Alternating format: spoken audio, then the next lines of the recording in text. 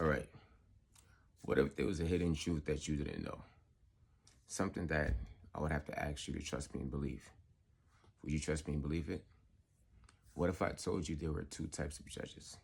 The easiest way for me to simplifying is saying that there were real judges and fake judges. The real judges are made underneath Article 3 of the Constitution. The fake judges are made underneath Article 1, Section 8 of the Constitution, where we gave the legislative powers to enact smaller tribunals. Now, in 1871, they had the Rules Enabling Act, where they started utilizing more statutes and codes to create more fictions of law. Some of those fictions that were created were administrative law judges. These administrative law judges, they look like judges, they appear to be judges, but they're not really judges. And anything that they tell you is a violation of the law. They use legal policies as opposed to equity, legal policies as to uphold the law. But that's what they're supposed to do. But in case you won't take it from me, I want you to hear it from Justice Daniel Kelly.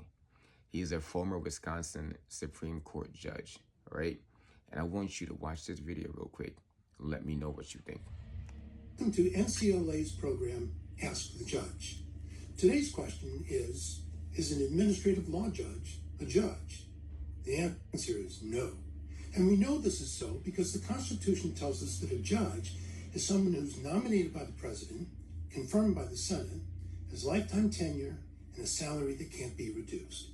We do this to insulate members of the judiciary, to the extent humanly possible, from political influence. And we do that because, as Montesquieu said, there is no liberty if the judicial power be not separated from the legislative and executive. Administrative law judges, on the other hand, not only are not insulated from political influence, the Constitution says they must be answerable to the president, arguably the most political figure in the nation. Further, although the proceedings over which ALJs preside may look judicial, they have no relationship to the constitutional promise of trials conducted by judges who are free of political interests. President Lincoln once had occasion to remark that if you call a dog's tail a leg, it doesn't mean he has 5 legs. We may call these folks judges, but that doesn't make them members of the judiciary. See, we have to grasp. They may call them judges, but they're not judges. They may have tricked you into thinking that they are judges, but that dogmatic reality that you're living in is false. They were never supposed to enact any statutes and codes that violated, abridged, or infringed upon your rights. And part of that they made that was committing of treason was when they had the 1871 enactment clause.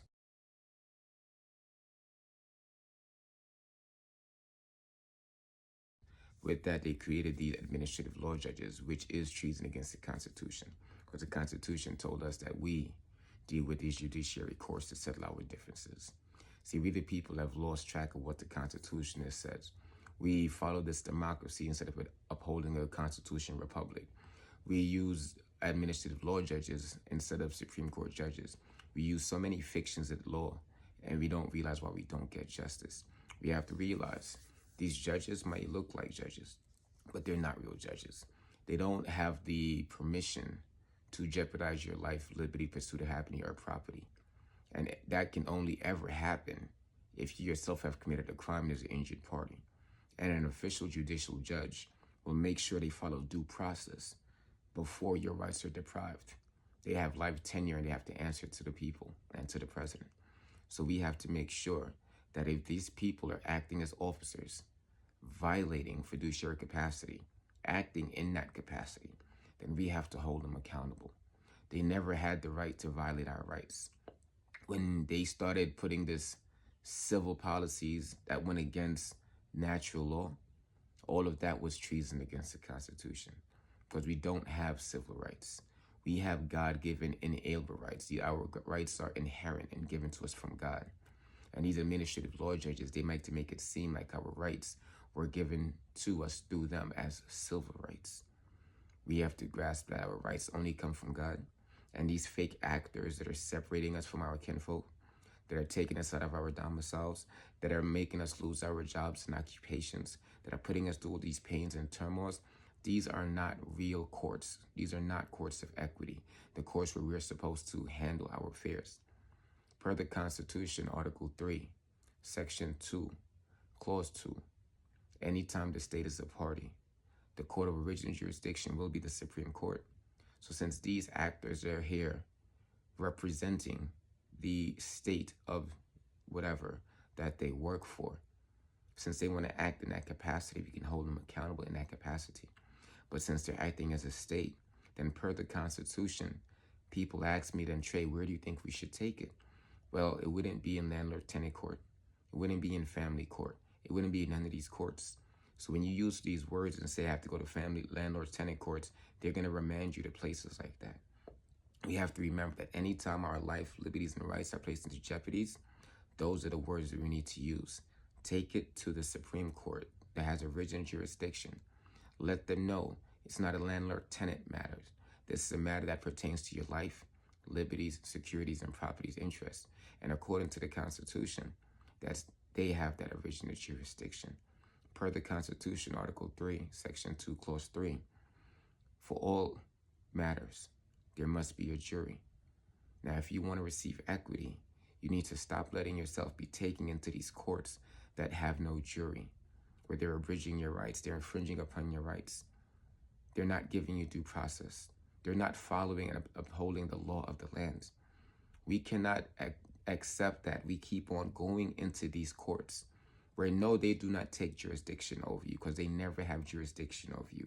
If you comprehend that you're a sovereign, no matter where you walk into, who you call or what you do, they can never take jurisdiction of you in a lawful way.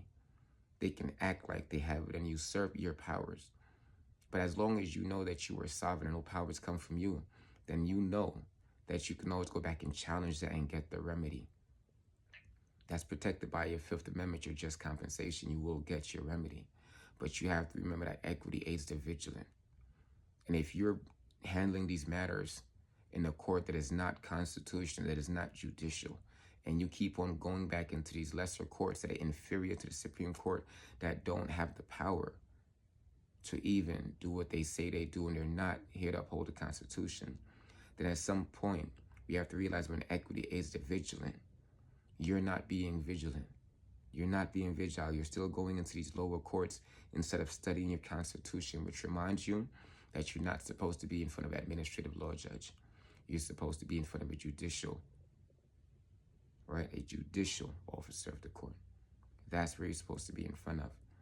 And they're supposed to give you due process, which guarantees that you get a jury, which guarantees you get the right to see your accuser, which guarantees you get the right to see all witness in your favor, which guarantees you get a speedy and public trial that's on the record, which guarantees they have their official judicial seals, which guarantees that the people are the supreme rulers of the land, and the Constitution limits them and gives them their limited delegation of authority of what they can do. It was never them the master. The Constitution, Article 1, Section 8, Clause 14, reminds them that they can only make rules for government and naval and land forces. There's nowhere in the Constitution where we told them they can make rules and laws for us. We reminded them in the 9th Amendment that all rights are retained by us, even if not enumerated. Reminding the federal government that the powers not listed are still delegated to the states or to the people because we are the sovereign. We are endowed by our Creator with our inalienable rights.